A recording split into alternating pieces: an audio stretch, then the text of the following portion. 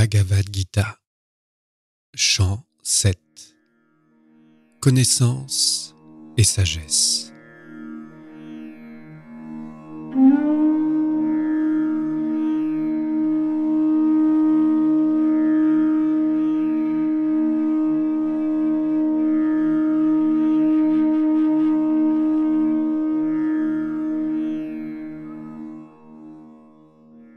Le Seigneur suprême dit : Cher Arjuna, écoute comment, en pratiquant le yoga et en prenant refuge en moi, la pensée absorbée en moi, assurément, tu me connaîtras totalement.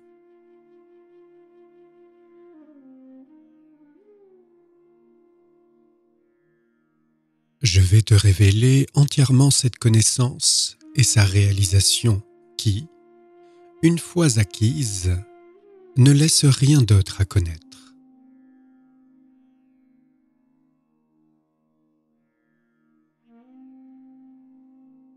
Parmi des milliers d'hommes, quelques-uns à peine s'efforcent d'atteindre la perfection. Et parmi ceux qui réussissent, un seulement vient à me connaître réellement.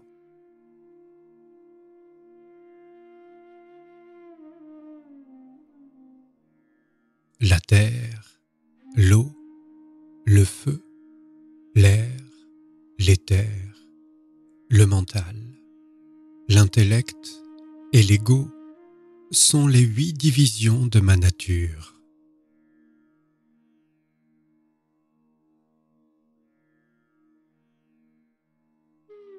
Ceci est ma nature inférieure, cher Arjuna, dont diffère, sache-le, ma nature supérieure, le principe de vie qui soutient cet univers.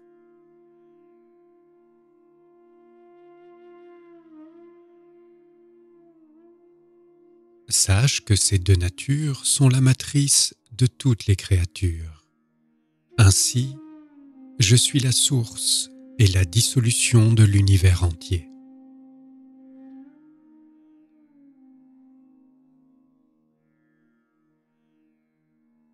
Il n'y a rien, absolument rien de supérieur à moi, cher Arjuna. Tout ceci est lié en moi, comme un collier de perles sur un fil.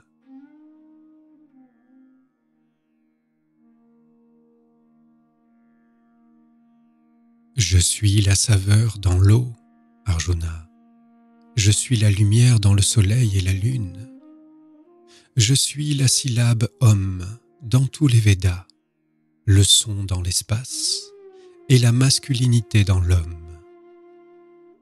Je suis le doux parfum de la terre et l'éclat dans le feu, la vie en tous les êtres, et je suis l'austérité chez l'ascète.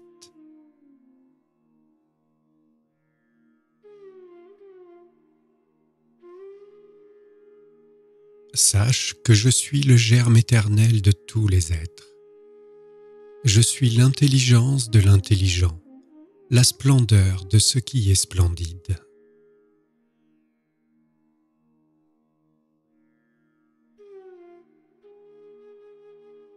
Ô cher Arjuna, je suis la force libre du désir et de l'attachement chez le fort, et, dans tous les êtres, je suis le désir qui n'est pas contraire au dharma.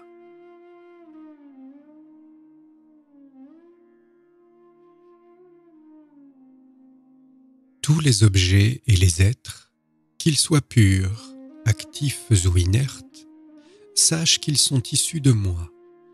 Pourtant, je ne suis pas en eux, ils sont en moi.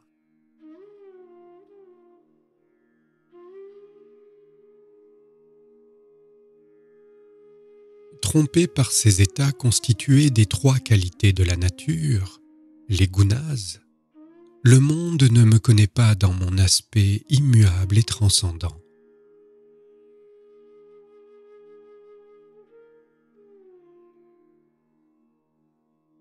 En vérité, ma divine illusion, Maya, constituée des 3 gunas, est difficile à traverser.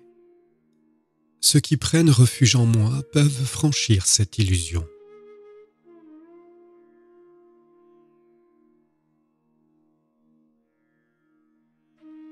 Les êtres malfaisants, les ignorants, les êtres vils ne me recherchent pas.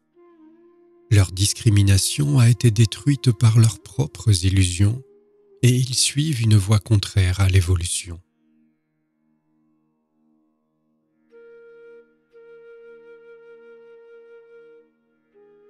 Quatre sortes d'êtres vertueux m'adorent, cher Arjuna.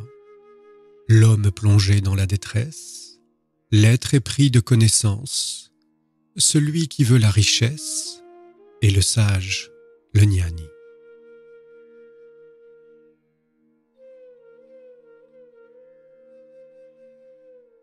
Parmi ces quatre sortes d'êtres vertueux, le sage, uni et consacré à l'unique, est le plus grand, car je lui suis extrêmement cher et il m'est cher.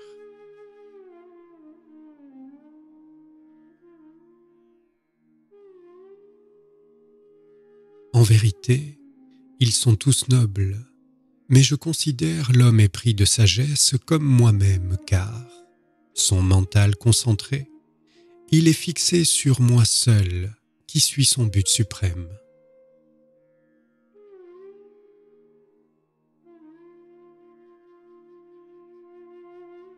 Après de nombreuses naissances, l'homme épris de sagesse vient à moi, réalisant que tout ceci est le soi intérieur.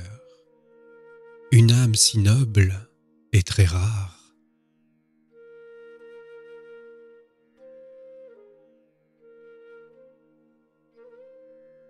Ceux dont la discrimination a été détruite par tel ou tel désir adorent d'autres divinités, suivant tel ou tel rite, conduit par leur propre nature.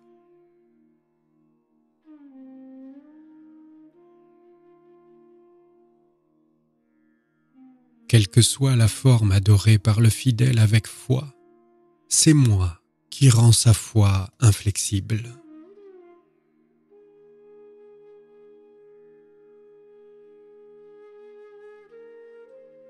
Doté de cette foi, il s'engage dans l'adoration d'une déité et obtient d'elle la satisfaction de ses désirs.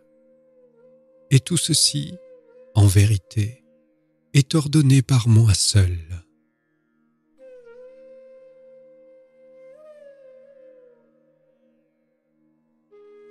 Les fruits de cette adoration, obtenus par ces hommes peu intelligents, sont temporaires. Les adorateurs des dévas vont aux dévas, mais mes dévots viennent à moi.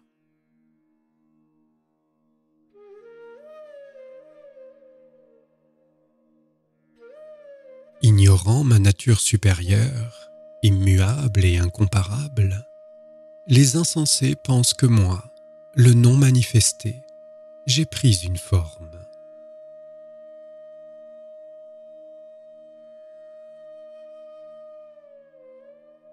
Je ne me révèle pas à tous dans ma vraie nature, voilé par la divine Maya. Ce monde s'y trompe et ne me connaît pas, moi dont la nature est non née et éternelle.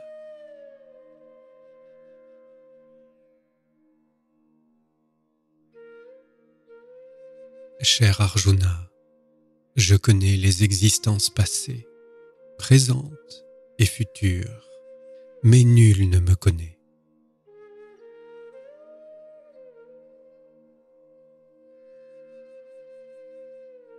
À cause des dualités trompeuses nées du désir et de l'aversion, tous les êtres sont sujets à l'illusion au moment où ils naissent, cher Arjuna.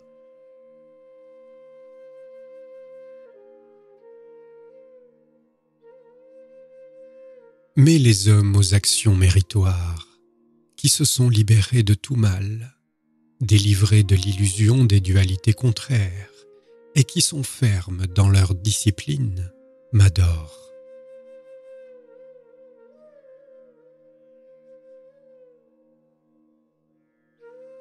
Ceux qui, prenant refuge en moi, s'efforcent de se libérer de la vieillesse et de la mort, obtiennent la pleine connaissance de ce Brahman, du soi dans l'individu et du champ de l'action.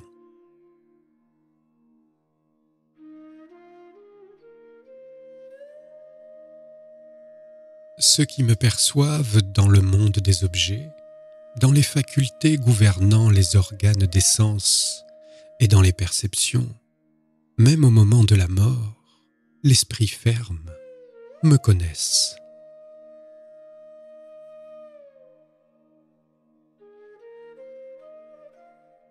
Ainsi, dans les Upanishads de la glorieuse Bhagavad Gita, dans la science de l'éternel, dans les écritures du yoga, dans le dialogue entre Sri Krishna et Arjuna, prend fin le 7e enseignement intitulé « Le yoga de la connaissance et de la sagesse ».